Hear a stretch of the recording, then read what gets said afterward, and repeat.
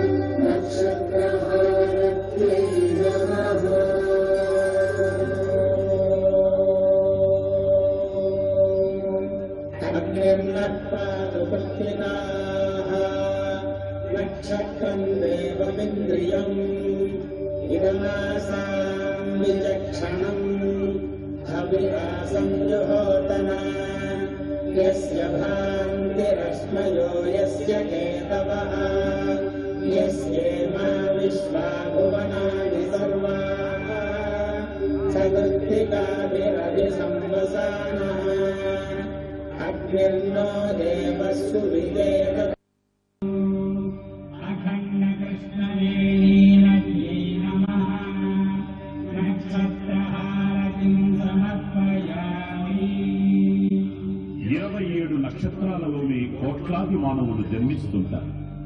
మానవ జీవనానికి నక్షత్రాలు మూల. నక్షత్రహారతి దర్శనం వల్ల భక్తులకు తేజస్సు, అక్షయమైన పుణ్యము, పవిత్రహారతి సంపూర్ణ వీక్షణ పుణ్యఫలం లభిస్తుంది.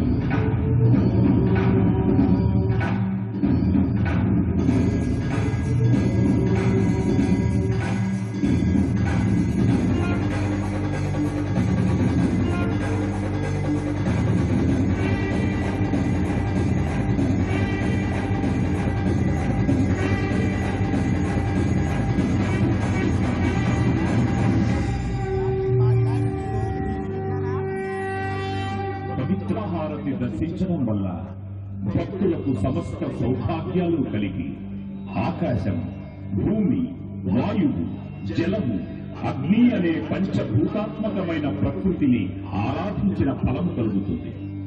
భక్తులందరికీ ప్రాణంగా, వేదనాదంగా కృష్ణమ్మ నిరంతరం ప్రవహించాలని ప్రార్థించుదాం.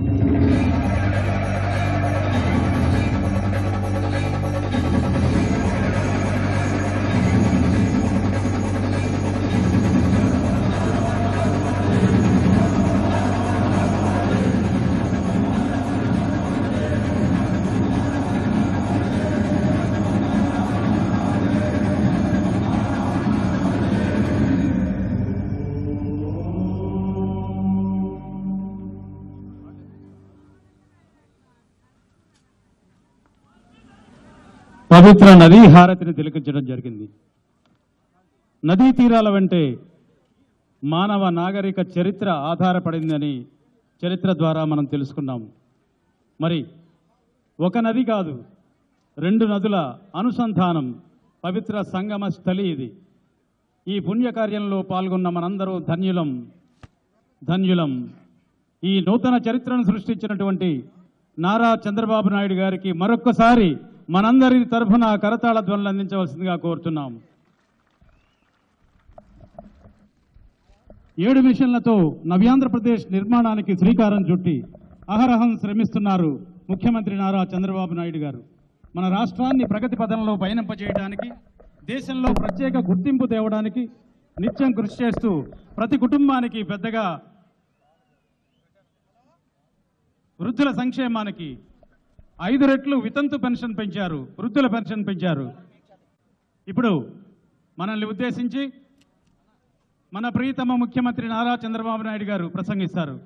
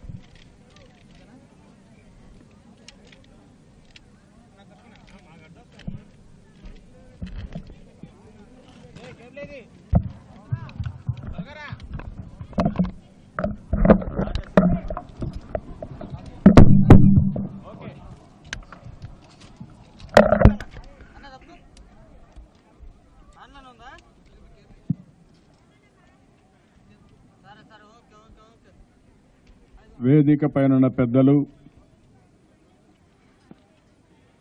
ఈరోజు పవిత్ర సంఘంలో పవిత్ర కార్యక్రమానికి విచ్చేసిన సోదరి సోదరమణులందరికీ, రైతు సోదరి సోదరమణులందరికీ కృష్ణమ్మ సాక్షిగా, గోదావరి తల్లి సాక్షిగా మీ నమస్కారాలు. అదే మరి సుస్వాగతం, స్వాగతం. ఈరోజు మిమ్మల్ని చూస్తూ ఉంటే చాలా సంతోషంగా ఉంది. ఒక పక్క గోదావరి నీళ్లు కృష్ణాకు వచ్చాయి. ఈరోజు మనం ఒకసారి ఆలోచిస్తే జూన్ నెలలో ఎప్పుడో 30 సంవత్సరాల కంటే ముందు మనకి నీళ్లు వచ్చే అవకాశం ఉండేది. ఆ తర్వాత పైన ప్రాజెక్టులు కట్టిన తర్వాత కృష్ణా నదిలో నీళ్లన్నీ జూలై, ఆగస్టు రావడం, ఒక్కొక్కసారి నీళ్లు వచ్చే అవకాశం లేకుండా పోవడం, మనం అందరం భయపడిపోయాం. దీనివల్ల సముద్రపు నీరు భూముల్లోకి రావడం, భూములన్నీ కూడా ఎక్కడికక్కడ ఉప్పు నీటితో ఆ భూములన్నీ కూడా చౌడు భూములుగా మారిపోయే పరిస్థితి వచ్చింది. అలాంటి సమయంలో ఒక సంకల్పం చేశాం. ఆ రోజు మీరు ఆలోచిస్తే గోదావరి పుష్కరాలు నా జీవితంలో ఒక అదృష్టం. 2 గోదావరి పుష్కరాలు, ఒక కృష్ణా పుష్కరాలు చేసే అవకాశం భగవంతుడు మీ ఆశీస్సులతో నాకు కల్పించారు. దానికి నా పూర్వజన్మ సుకృతంగా భావిస్తున్నాను. గోదావరి పుష్కరాల సందర్భంగా నేను ఒక సంకల్పం చేశాను, మహాసంకల్పం చేశాను. గోదావరి తల్లికి పూజ చేస్తూ నేను ఒకటే కోరాను. ఈరోజు గోదావరి నదిలో 3000 టీఎంసీ నీళ్లు సముద్రంలోకి వెళుతున్నాయి. ఆ రోజు నేను కోరింది, నిండు మనసుతో ఆశీర్వదించు తల్లి, గోదావరి నీళ్లు ఈ రాష్ట్రం అన్ని పొలాలకు రావాలి, అన్ని పొలాలు సస్యశ్యామలం కావాలి, ఈ రాష్ట్రంలో కరువు పూర్తిగా తీరిపోవాలని ఆ రోజు ఒక మహాసంకల్పం చేశాను. ఆ రోజు చేసిన సంకల్పం దీక్షతో పనిచేశాం, రాత్రింబగళ్ళు పనిచేశాం. ఈరోజు మన రాష్ట్రంలో ఎన్నో పవిత్రమైన నదులున్నాయి. అందులో ముఖ్యమైన నదులు 2 నదులున్నాయి. ఒక పక్క గోదావరి, రెండో పక్క కృష్ణమ్మ తల్లి. అదే మరిగా పెన్నా ఉంది, ఇంకా వంశధార ఉన్నాయి, నాగావళి, ఇలాంటి నదులు, స్వర్ణముఖి, ఇలాంటి నదులు చాలా ఉన్నాయి. అయితే ఈరోజు గోదావరిలో 3000 నుంచి 5000 టీఎంసీ నీళ్లు సముద్రానికి వెళ్లే పరిస్థితి వచ్చింది. ఆ నీళ్లు కానీ కొంతవరకు కృష్ణా డెల్టాకు కానీ, అదే మరి పెన్నా ప్రాంతానికి కానీ మనం మళ్లించుకోగలిగితే కరువును పూర్తిగా అధిగమించే పరిస్థితి వస్తుంది. ఈరోజు మీ అందరి సహకారంతో కేంద్ర ప్రభుత్వాన్ని ఆ రోజు మెప్పించి మనం పోలవరం ప్రాజెక్టు సాధించుకోగలిగాం. మీ అందరికీ ఈ సందర్భంగా, పవిత్రమైన సందర్భంగా గుర్తు చేయాల్సిన అవసరం ఉంది. ఈ ప్రభుత్వం దూరదృష్టితో పనిచేశాం. అదే మరిగా ఎప్పటికప్పుడు ప్రజల సంక్షేమం కోసం, ప్రజల అభివృద్ధి కోసం రోజు రోజు పనిచేశాం. కాబట్టి ఈరోజు మన కష్టాలు తీరే పరిస్థితి వచ్చింది. నేను ముఖ్యమంత్రిగా మీరందరూ ఎంపిక చేసుకున్నారు. ఎంపిక చేసిన తర్వాత నేను ఢిల్లీకి వెళ్ళి, రాష్ట్రం కూడా అప్పటికి ఏర్పాటు కాలేదు.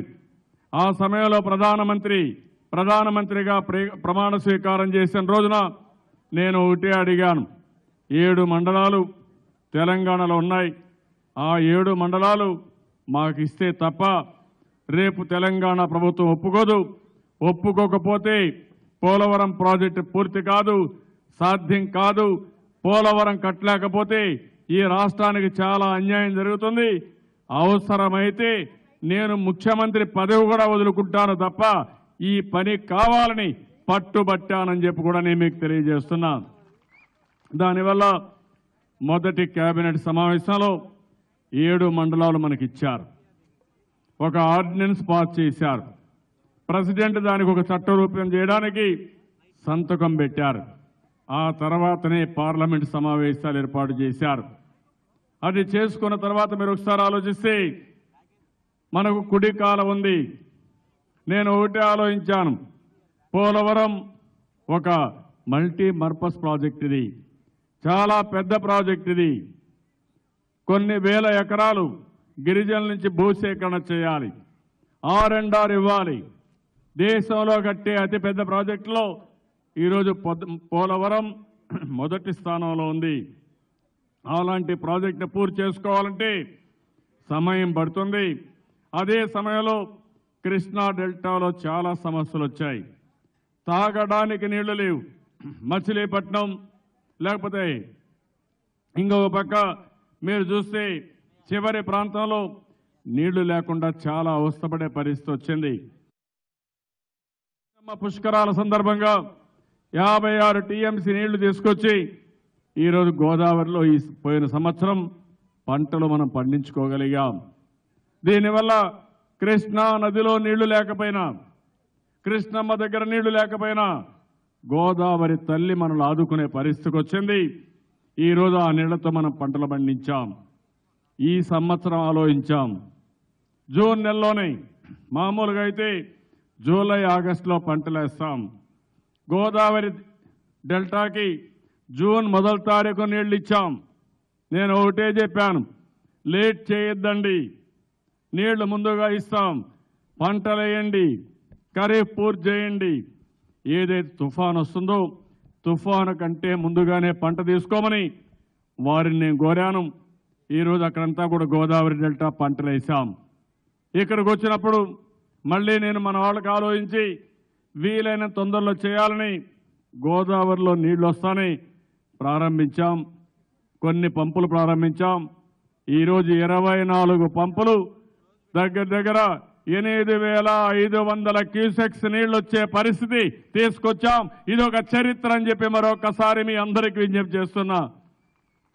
కృష్ణా రైతాంగాన్ని కోరుతున్నా, కృష్ణా డెల్టా రైతాంగాన్ని, అది మరి గుంటూరు జిల్లాలో ఉండే, ప్రకాశం జిల్లాలో ఉండే వెస్టర్న్ డెల్టా రైతాంగాన్ని అందరినీ కోరుతున్నా. ఈరోజు మీరు నారుమళ్ళు వేయండి, పంట తొందరగా వేయండి, పంట కాపాడుకోవడానికి మీరు అన్ని విధాలా సహకరించమని వారిని కోరుతున్నా. మనం ఒక విషయం గుర్తుపెట్టుకోవాలి, ఈరోజు కృష్ణమ్మ నీళ్లు రావాలంటే ఆల్మట్టి ప్రాజెక్టు నిండాలి. అక్కడ నుంచి మీరు చూసే నారాయణపూర్ రావాలి, ఆ తర్వాత జూరాల రావాలి, ఆ తర్వాత శ్రీశైలం, ఆ తర్వాత నాగార్జున సాగర్, ఆ తర్వాత పులిచింతల. ఇవన్నిటికీ నీళ్లు వచ్చినప్పుడే మనకు నీళ్లు వచ్చే అవకాశం ఉంటుంది. అక్కడ నీళ్లు రాకపోతే, ఆ రాష్ట్రాలు నీళ్లు వదిలిపెట్టకపోతే మనకు నీళ్లు వచ్చే అవకాశమే లేదు. అలాంటి సందర్భంలో జూన్ నెలలోనే మనం గోదావరి నీళ్ల వల్ల మన పంటలు వేసుకునే పరిస్థితి వస్తుంది. ఇప్పుడే చూసాం, కృష్ణా నదీ నీళ్లు తెల్లగా ఉంటాయి, గోదావరి నీళ్లు ఎర్రగా ఉంటాయి. గోదావరి నీళ్లు మంచి సత్తువ, ఫెర్టైల్ వాటరు. అడవుల్లో వర్షం పడితే ఆ అడవుల్లో నుంచి బ్రహ్మాండమైన నీరు ఇక్కడికి వస్తుంది. ఆ నీరు వల్ల దిగుబడి పెరిగే పరిస్థితి వస్తుంది. కృష్ణా డెల్టాలో ఈస్టర్న్ డెల్టా కానీ వెస్టర్న్ డెల్టా కానీ గోదావరితో పోటీపడి ఎక్కువ ఉత్పత్తి చేసే శక్తి, సామర్థ్యం ఇక్కడ ఉండే రైతాంగానికి ఉంది. దానికి నేను శ్రీకారం చుట్టానని చెప్పి కూడా నేను మీకు తెలియజేస్తున్నాను. నేను మిమ్మల్ని అందరినీ ఒకటే కోరుతున్నా, ఇక్కడ సాగునీటి సంఘాలు ఉన్నారు, రైతాంగం ఉన్నారు, మీరు కూడా శ్రద్ధ తీసుకోవాలి. తక్కువ నీళ్లతో మన పంట మనం పండించుకునే పరిస్థితి రావాలి. ఈ నీరు మీరు చూస్తే ఒక బంగారం. నీళ్లు లేకపోతే ఎన్ని ఇబ్బందులు పడ్డామో ఒకసారి గుర్తు తెచ్చుకోవాల్సిన అవసరం ఉంది. చాలా కష్టాలు పడ్డాం. పట్టిసీమ ప్రాజెక్టు పూర్తి చేయడానికి 10 సార్లు వెళ్ళాను, నెల సమీక్ష చేశాను. ఎంతో మంది విమర్శించారు, అడ్డుపడ్డారు. కొంతమంది రాజకీయ నాయకులైతే మీరు చూశారు. నేను ఈ శుభ సందర్భంలో వాళ్ళ పేర్లు కూడా చెప్పదలుచుకోలేదు. భూమి ఇవ్వద్దన్నారు, రైతుల్ని రెచ్చగొట్టారు. ఇంకో పక్క కోర్టుకు వెళ్లారు. ఎన్ని ఆరోపణలు పెట్టాలనో అన్ని ఆరోపణలు పెట్టి ఈ ప్రాజెక్టు పూర్తయితే కృష్ణా డెల్టా రైతాంగం బాగుపడతారు. మీరు ఇక్కడ వాడే నీళ్లు శ్రీశైలం నుంచి రాయలసీమకు వాడితే వాళ్ళు బాగుపడతారు. వాళ్ళు బాగుపడితే చూసే మనస్తత్వం లేకుండా ఓర్వలేనితనంతో అడుగడుగున అడ్డం పడ్డారు. నేను ఒకటే ఆలోచించాను, కృష్ణమ్మ నది సాక్షిగా, గోదావరి తల్లి సాక్షిగా ఆలోచించింది. ఎట్టి పరిస్థితుల్లో ఎన్ని అడ్డంకులు వచ్చినా అధిగమించి ముందుకు పోవాలనుకున్నాను, చేసి సాధించానని చెప్పి కూడా నేను మీకు తెలియజేస్తున్నా.